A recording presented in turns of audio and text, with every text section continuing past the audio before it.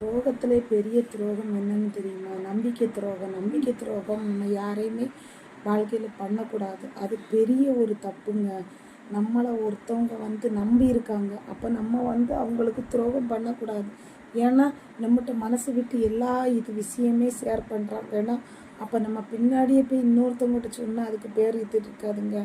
கண்டிப்பாக ஒரு ஆள் நம்ம மனசனுடைய கவலையை நம்மகிட்ட சொல்லுவாங்கன்னா எக்காரணம் கொண்டுமே யாரையுமே உங்களுக்கு முன்னாடி நல்ல விதமாக போட்டுச்சு பின்னாடியே போய் துரோகம் பண்ணாதுங்க. அது யாராக இருந்தாலுமே கண்டிப்பாக வாழ்க்கையில் எதை வேணுனாலும் மன்னிச்சுக்கலாம். நம்பிக்கை துரோகிகளை வாழ்க்கையில் மன்னிக்கக்கூடாது.